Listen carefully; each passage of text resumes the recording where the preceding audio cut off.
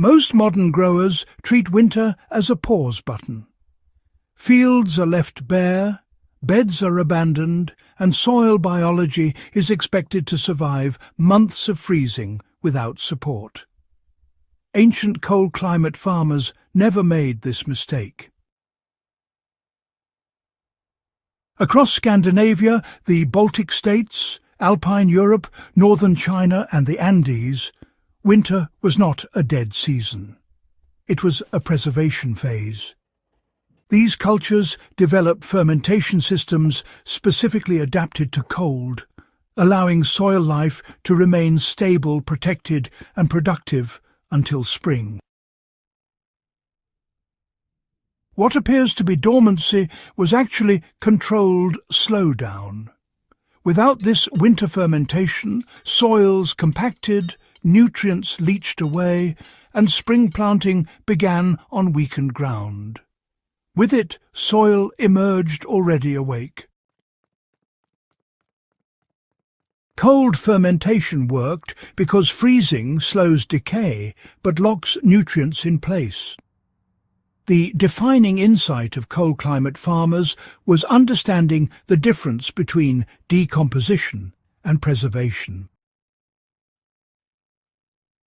Warm decay burns through organic matter quickly, often wasting nutrients.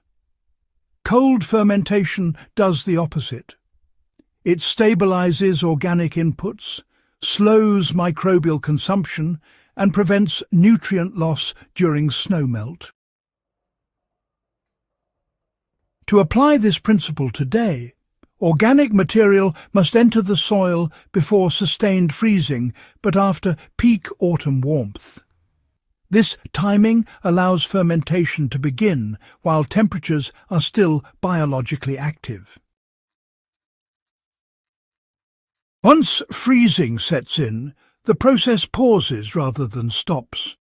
Nutrients remain bound within microbial bodies and organic compounds instead of washing away. You know, ancient farmers fermented soil inputs before winter instead of adding raw material. One of the most damaging modern practices, really, is leaving fresh organic matter exposed through winter.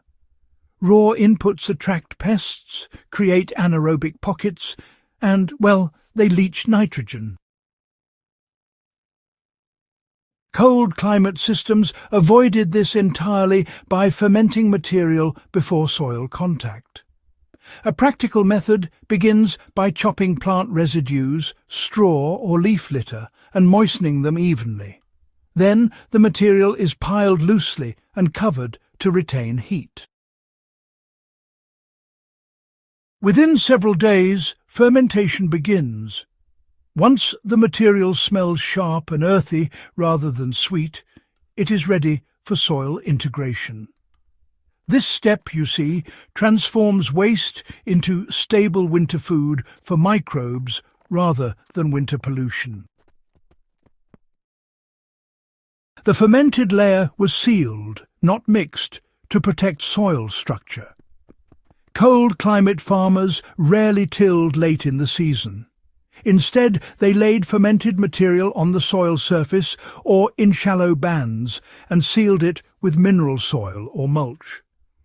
This protected the layer from oxygen loss while preventing runoff.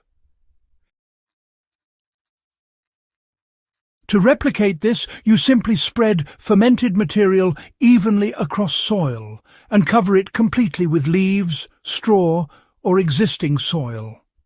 The goal is insulation, not burial. This seal traps warmth, stabilizes moisture, and prevents freeze-thaw damage to soil aggregates. Microbial communities adapted to cold remained active beneath frozen ground. Contrary to popular belief, soil life does not die in winter. It shifts. Cold-adapted bacteria and fungi continue working slowly beneath snow and frost. Ancient farmers observed that soils treated properly stayed loose and dark beneath the surface, even in deep winter. Modern soil, left bare, often hardens like stone. This difference is biological, not climatic.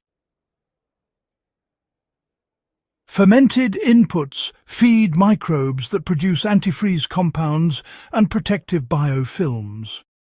These keep soil pores open and prevent compaction caused by freezing water expansion.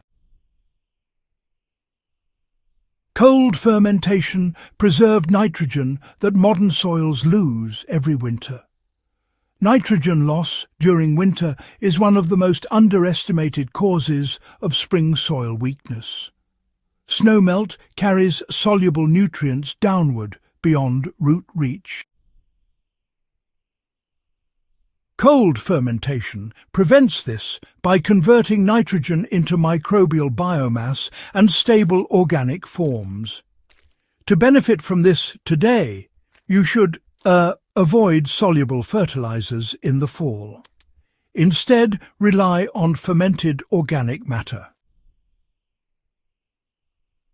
This nitrogen will not feed plants immediately. It waits. When temperatures rise and roots awaken, microbes release it gradually, in synchrony with demand. Ancient winter soil remained aerated because structure mattered more than looseness. Cold climate farmers understood that loose soil collapses under freeze-thaw cycles. What they aimed for was structured soil, held together by microbial glue. Fermentation supported this by encouraging fungal dominance, which, binds mineral particles into aggregates that resist cracking.